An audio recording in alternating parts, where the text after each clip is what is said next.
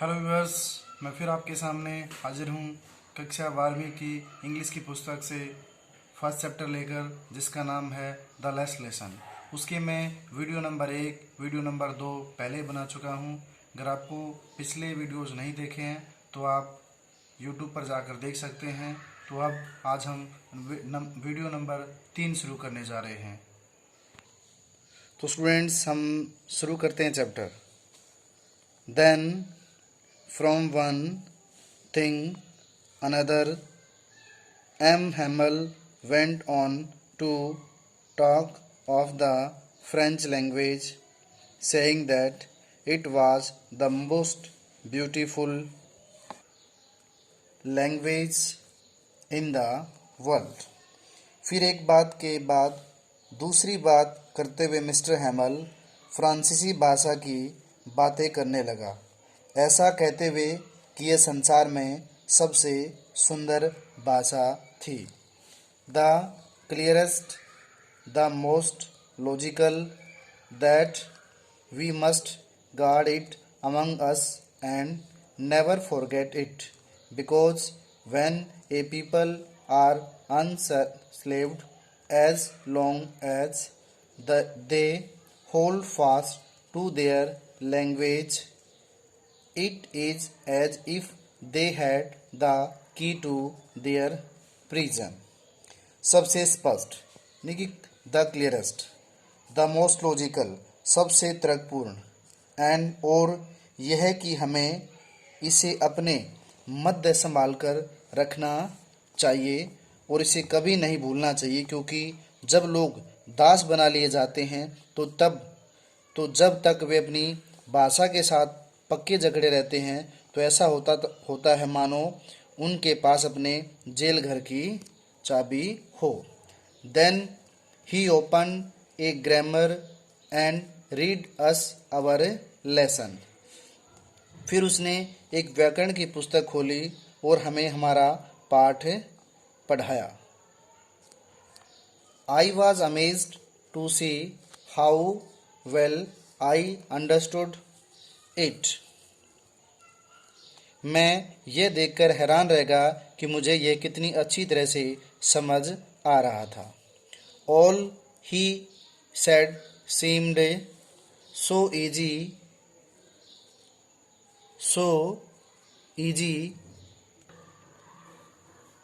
I was amazed to see how well I understood it. All he said seemed so easy.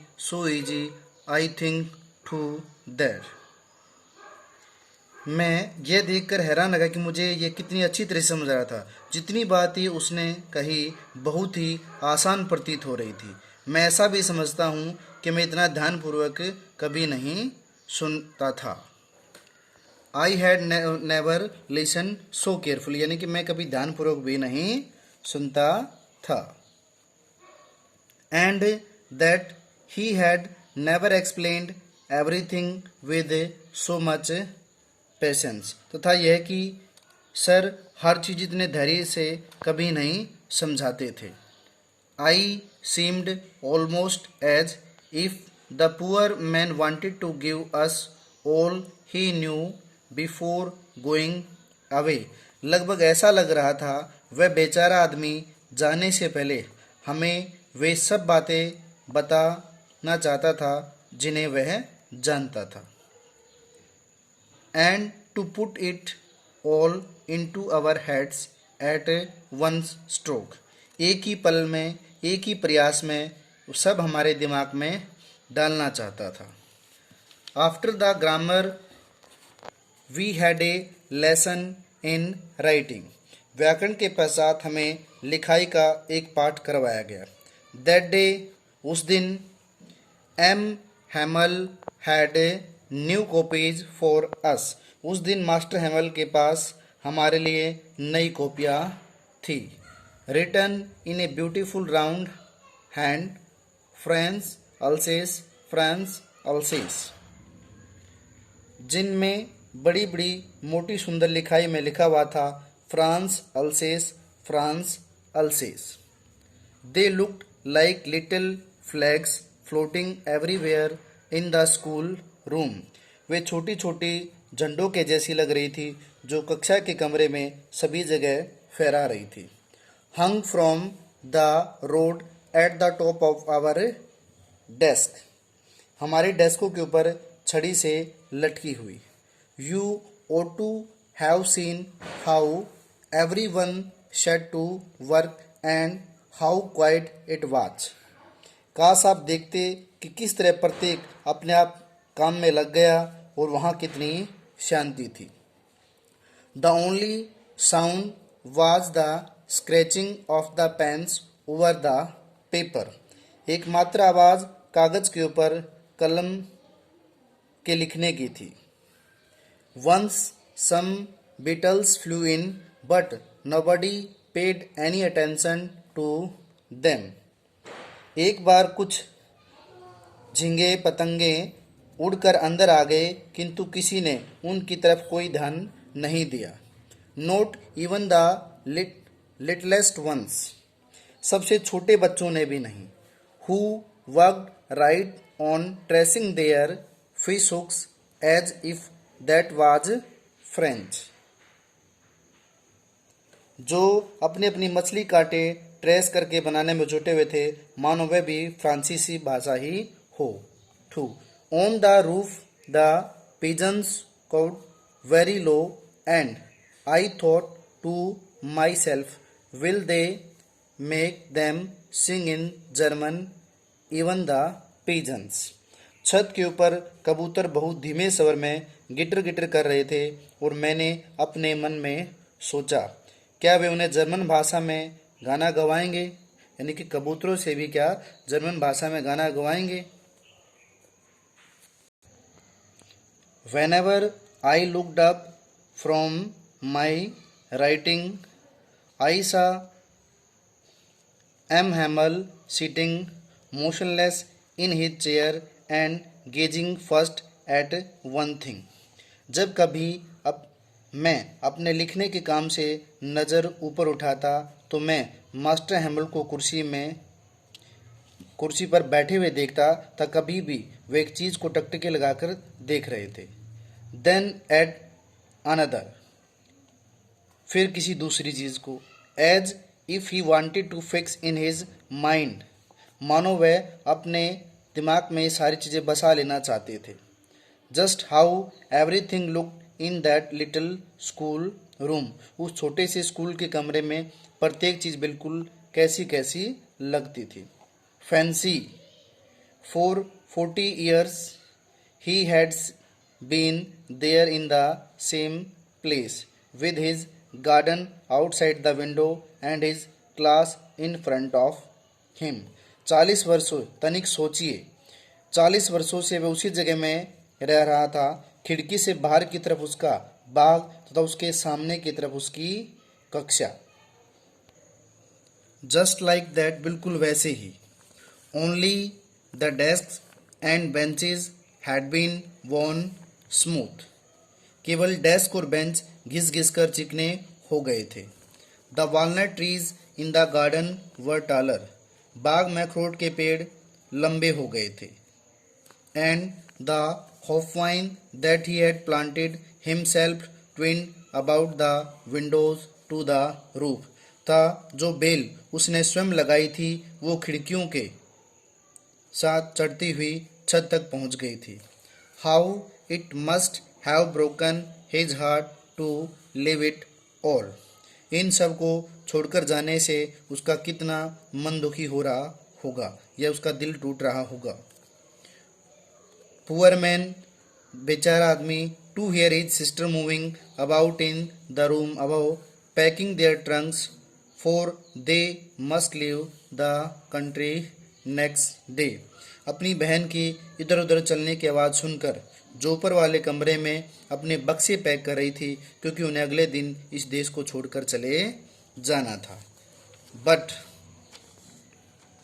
He had the courage to hear every lesson to the very last, किंतु उसमें प्रत्येक पाठ को अंत तक सुनने का साहस था।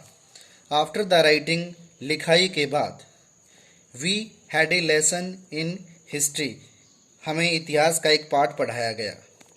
And then the baby chanted their ba be B बो बू, और फिर बच्चों ने अपना बा बे बी बो बू वाला गीत गाया। Down there at the back of the room old Hauser had put on his spectacles and holding his primer in both hands. कमरे के अंत में पीछे की तरफ बैठे हाउजर ने अपनी ऐनक पहन ली थी तथा अपने कायदे को दोनों हाथों में पकड़े हुए spelled the letters with them, उसके अक्षरों को मिलाकर जोड़ने का कोशिश कर रहा था। You could see that he too was crying, his voice tremble with emotions and it was so funny to hear him. आप देख सकते थे कि वह रो भी रहा था, उसकी आवाज़ भावुक होने के कारण कांप रही थी और उसकी आवाज़ सुनने में अजीब लग रही थी। That we all wanted to laugh and cry, कि हम सब हंसना और रोना चाह रहे थे। Oh, how well I remember it, मुझे कितनी अच्छी तरह से याद है। दैट लास्ट लेसन, वह अंतिम पाठ। All at once the church clock struck 12, अचानक गिरजा घर की घड़ी में 12 बजने की आवाज़ सुनाई दी। Then the angels at the same moment the trumpets of the Persians returning from drill, इसके बाद दोपहर के समय वाली प्रार्थना हुई। उसी समय पर्सियाई सैनिकों के नगाड़ों की आवाज़ हमारी खिड़कियों के नीचे तरफ से सुनाई दी, जो ड्रिल से वापस आ रहे थे। साउंडेड अंडर आवर विंडोज, यानी कि हमारी खिड़की के नीचे से आने लगी। M Hamble stood up very pale in his chair, master Hamble जो पीले पड़ गए थे अपनी कुर्सी से खड़े हो गए। आई नेवर सा हिम लुक सो टाल, मैंने कभी उसे इतना लंबा होते हुए नहीं देखा। My friends said he I but something choked him, he could not go on. मेरे मित्रों, उसने कहा मैं, फिर कहा मैं, किंतु किसी बात से उनका गला रुंध गया, यानी कि वो इमोशनल हो गए। He could not go on, वह अपनी बात जारी नहीं रख पाए। Then he turn to the blackboard to a piece of chalk, फिर वो श्यामपट की तरफ मुड़े, यानी ब्लैक बोर्ड की ओर मुड़े। To a piece of chalk का एक टुकड़ा लिया। And bearing on with all his might, अपनी सारी ताकत से। He wrote as large as he could, जितना लंबा वो लिख सकते थे। वाइवला फ्रांस, जीवित रहो फ्रांस। देन ही स्टॉप्ड, फिर वह रुका। And leaned his head against the wall, और अपना सिर दीवार के साथ टिका लिया। एंड विदाउट ए वर्ड, और बिना कुछ बोले, he made a gesture to us with his hand, उसने अपने हाथ से हमारी तरफ इशारा किया। स्कूल इज डिसमिस्ड, स्कूल का समय समाप्त हुआ। यू मे गो, आप सब जा सकते हैं। तो ये था कक्षा 12वीं की इंग्लिश बुक से first chapter the last lesson की ट्रांसलेशन इस वीडियो में कंप्लीट होती है। तो इसके क्वेश्चन हम अगली वीडियो में लेकर आएंगे और इसके कंप्रिहेंशन स्टैंजाज में भी कुछ कोशिश करेंगे आपको हल करवाने की। तो स्टूडेंट्स, अगर आप पहली बार यदि मेरी वीडियो को देख रहे हैं या मेरे चैनल पर आए हैं तो वीडियो को लाइक और शेयर करें और इस चैनल को सब्सक्राइब करें। Thank you.